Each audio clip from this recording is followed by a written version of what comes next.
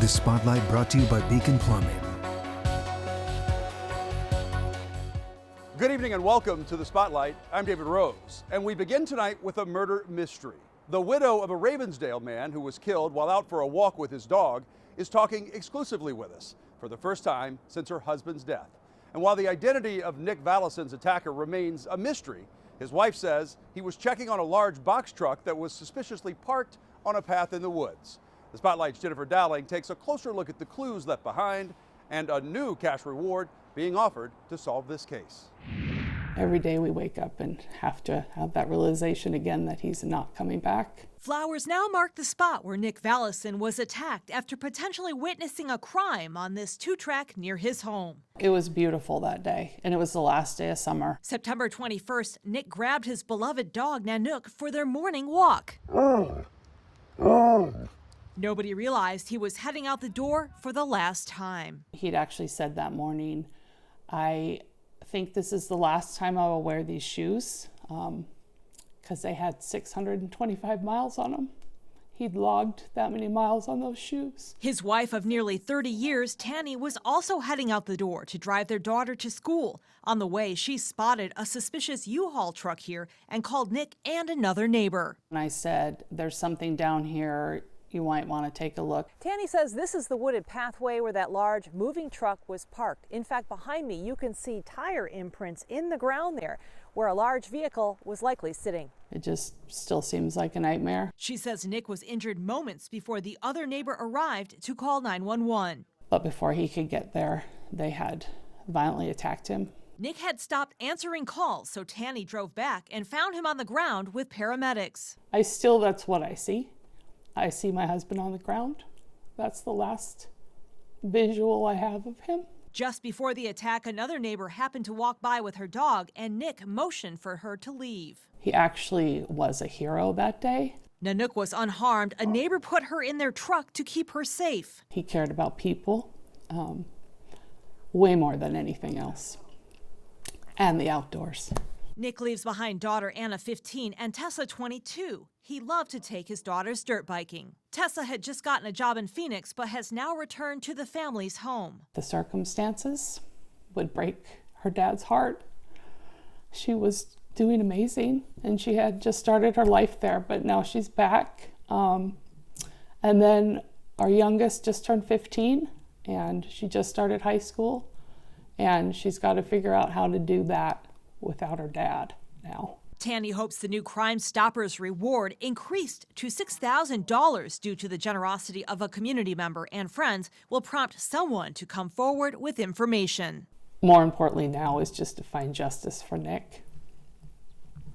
That's what keeps us going. Now to the Kent area, where a week after the driver of this car was shot at and crashed in front of a popular pumpkin patch, we've learned she's out of the hospital and recovering with family in Portland. We're also learning more about the moments leading up to the shooting. The victim wants to stay anonymous for her safety, but her stepmom spoke with Spotlight reporter Nia Wong. They are hoping that anyone who saw what happened that morning will come forward and say something, so this shooter will be off the streets. She was just a student, a nurse going to school, on her way to get an oil change, and she just couldn't get out of his way. Angela Ostrom says she was at work when she learned what her stepdaughter had just survived. I was in so much shock that I couldn't speak. Ostrom says her daughter was driving down South 272nd Street sometime around 7:30 in the morning on October 23rd when she encountered a vehicle police believe was a black Mercedes with dark tinted windows. She said that he was cutting people off and driving erratically through traffic behind her. They say the sedan was driving aggressively, tailgating, and yelling before shots were fired. And the next thing she knows, this person, the shooter was just behind her. She was just trying to get out of their way. And he yelled at her to not do that again, and she doesn't understand what she was doing. And that's all she remembers, was just being shot at. Her daughter ended up crashing in front of the Carpenito Brothers pumpkin patch. Ostrom says it's been an excruciating week for her daughter, who has undergone 4 surgeries since then. Destroying her muscles, her tendons, her bone. She'll have to have surgery to fix that. She's got plates and screws in her arms right now. Ostrom says her daughter is still in a lot of pain, but she's grateful her daughter is alive, surrounded by loved ones. We are just so lucky that our daughter is here with us today. Ostrom wants anyone with dash cam footage, surveillance video from nearby businesses, or just witness the shooting on October 23rd to call police. Our biggest fear is the next family will not be as lucky. So if you have any information, please just share. We are just creating career criminals. That's a quote from a recent interview we did with a deputy prosecuting attorney in Pierce County, who says there needs to be some accountability for teens committing violent crimes. Diane Clarkson says many just go right back to their ways once they are released. And while the debate over keeping dangerous kids locked up drags on, there are victims and businesses who need justice. Take a look at this video, for example. It starts with a suspect walking in the door of a 7-Eleven in Edgewood. A great look at his face and ripped jeans. He looks around to see if the coast is clear. After he leaves, 2 more suspects enter. The one in the red hoodie showing a gun in his waistband. The second suspect acts as a lookout, keeping the door open for a fast escape. Meanwhile, the gunman demands vape and tobacco products from the clerk. They left in a dark-colored sedan. Crime Stoppers of Tacoma Pierce County is offering a cash reward of up to $1,000 if you can identify any of these suspects. And this robbery follows another one in Seattle 2 weeks ago. You'll notice one of the suspects in both cases wearing the same brand of hoodie. That is a Bathing Ape or BAPE hoodie. It costs about $400. Detectives in Seattle and Pierce County are working together to figure out if these 2 cases are connected. A shoplifter caught on camera stealing purses off the rack at a Ross store in Silverdale. The Kitsap County Sheriff's Office says the man was cutting security tags off the purses when he was confronted by a store employee. But that doesn't stop the shoplifter. Deputies say the man still tried to take the entire display rack with him and even slammed into the employee. Investigators say he cursed at the worker and threatened her as he left the store. The thief seen driving off in a dark-colored SUV. If you know who he is, reach out to the Kitsap County Sheriff's Office. We're getting a brand new look at a robbery suspect tonight accused of stealing $1,000 worth of flooring materials and a toolbox from a Home Depot in Renton. Police are looking for the man you see here wearing a black baseball hat. He ran out of the store back on October 18th, just after 6 p.m. with a bunch of stolen merchandise. A woman was waiting outside in a getaway car. The suspect did not get into that car, though. He continued running across the parking lot and right down the street. Loss prevention officers tried to block in the getaway car, but that woman was not having any of it. She pulls the car forward and hits the worker. Now, fortunately, that worker was not seriously injured. But if you have any information on the identity of either suspect, please contact Renton Police. Also in Renton, the search is on for 2 suspects who always strike at night with guns drawn. Renton police say they randomly approach victims across the city and then they steal their cars. In the last week, police investigated 3 carjackings and 2 attempted carjackings. Some of the cases happened on the same night. One car in a Renton neighborhood was shot at while the driver was sitting inside. Was attempting to parallel park his vehicle when he noticed in his side mirror somebody approaching, and he saw a weapon. So he just took off out of there, and that suspect did fire at that vehicle multiple times, and officers were able to recover some shell casings in that case. Well, luckily that driver wasn't hurt. Police released this description of the suspects. They always wear dark clothes, and they typically wear hats and face masks. Police say if someone ever tries to steal your car, don't fight back, give them the keys, and then get away from them as soon as you can. Call 911 immediately and give them the best description you can so police can find them. Right now, a Spanaway homeowner is recovering from gunshot wounds after he fought off clown masked thieves from stealing his car. The Spotlight's Alejandro Guzman spoke with his family to see how he's doing. The man is going to be okay, but his family did say that their son was shot 7 times. They believe that the only reason their son is alive today is because he fired back at those suspects.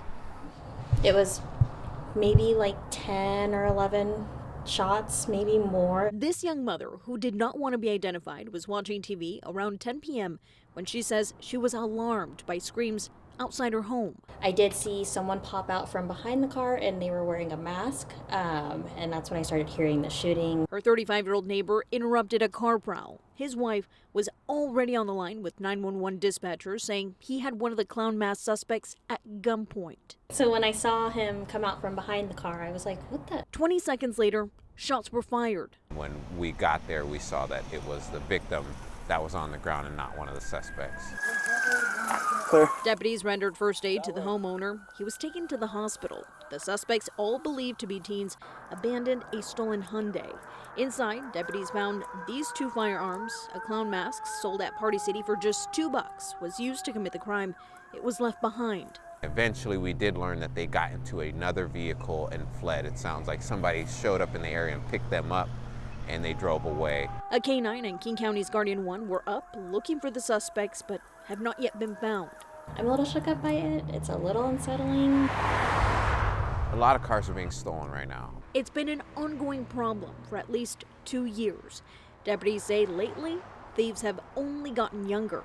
Teens now armed, dangerous if confronted. I can't imagine what would have happened to the other cars in the neighborhood if he didn't come out. I kind of wish that would have just happened instead of him being wounded. But I do really commend him for that and for being so brave and just hopping on a terrible situation right away. Sergeant Moss is urging the entire community to be on high alert, especially if you see individuals masked out late at night before Halloween. Now, right now, detectives need all the information they can get regarding this case. If you have any information, you're urged to call the Pierce County Sheriff's Department. You can always leave an anonymous tip through Crime Stoppers. The family of a man who was shot and left for dead is looking for answers tonight. Back on October 5th, Matthew Ansels was found bleeding and unresponsive outside of Cornish College of Arts in Seattle. He'd been shot in the heart. He was rushed to the hospital where he died on October 17th. His daughter says he was living in Cal Anderson Park in Capitol Hill. She showed us these old pictures of her dad when he was just a youngster. And even though her dad was often difficult to track down, she says she always had hope for more connection in the future, until someone tragically ripped that away from his family. It's not fair that someone took him away from us when, we don't deserve that. Like, nobody deserves having a loved one being taken from them.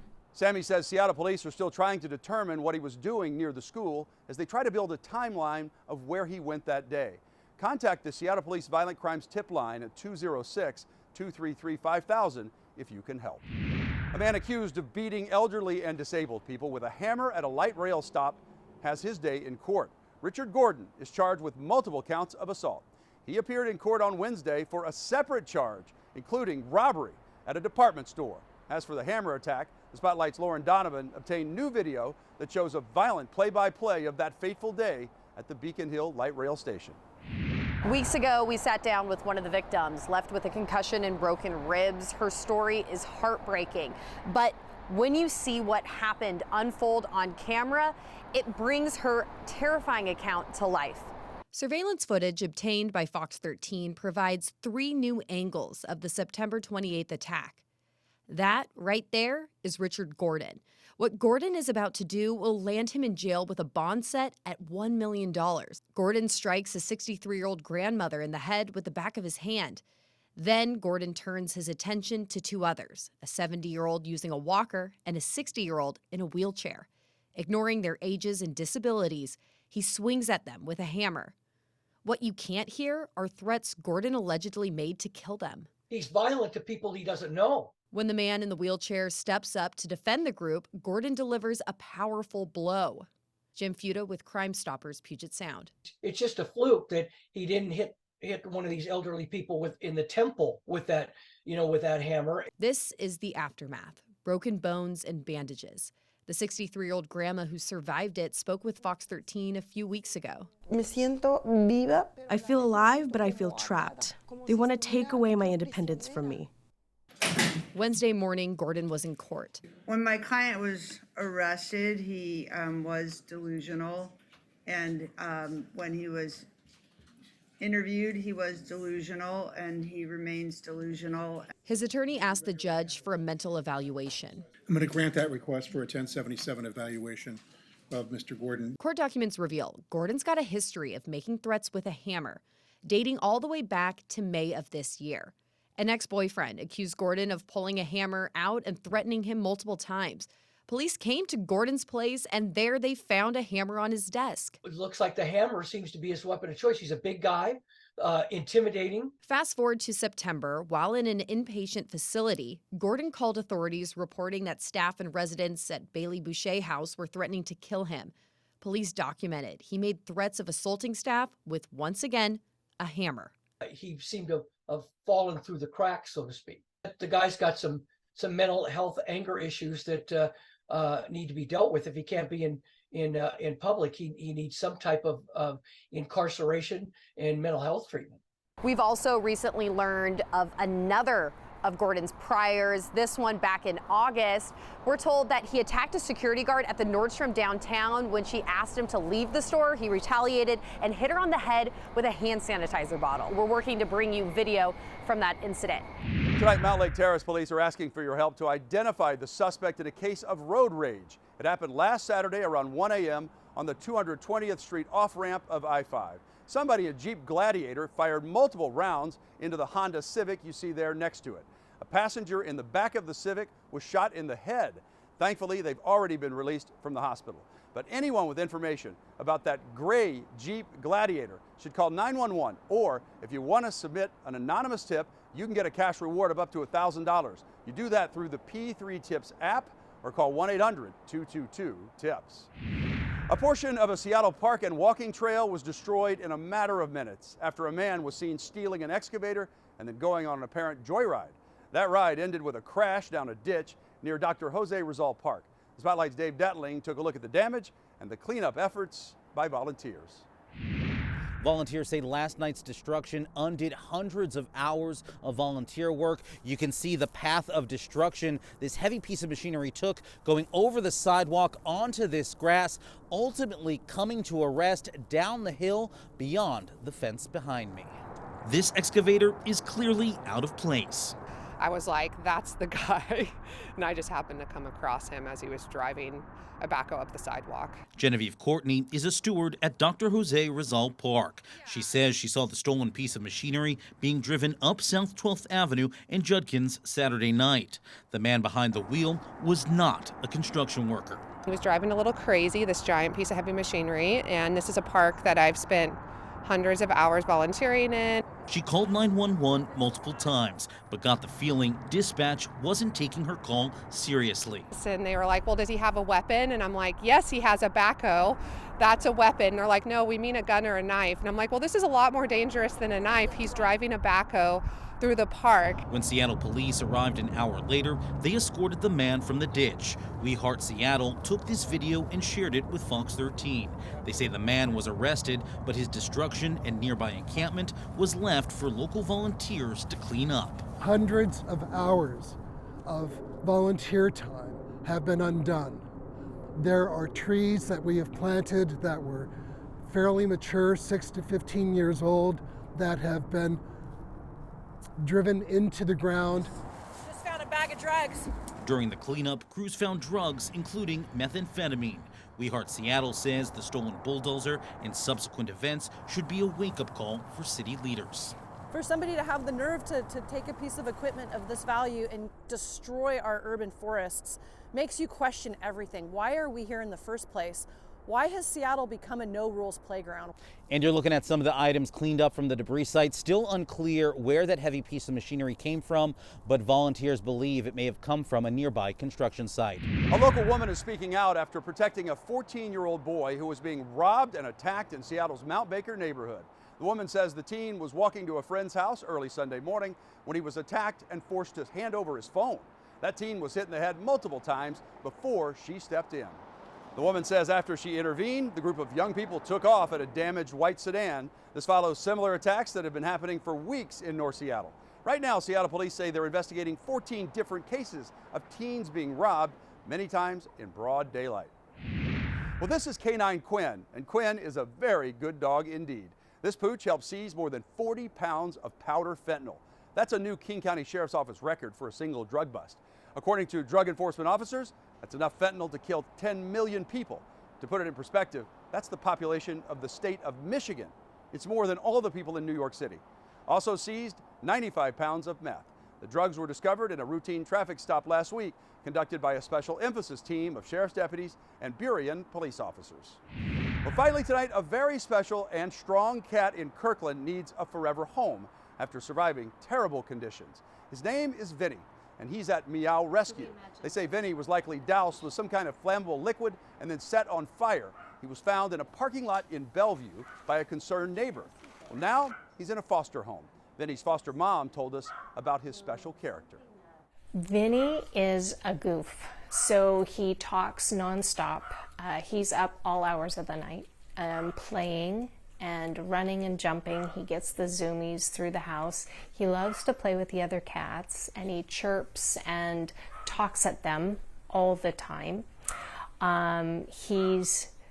He's super friendly once he trusts you, but it did take an awful long time for him to trust us.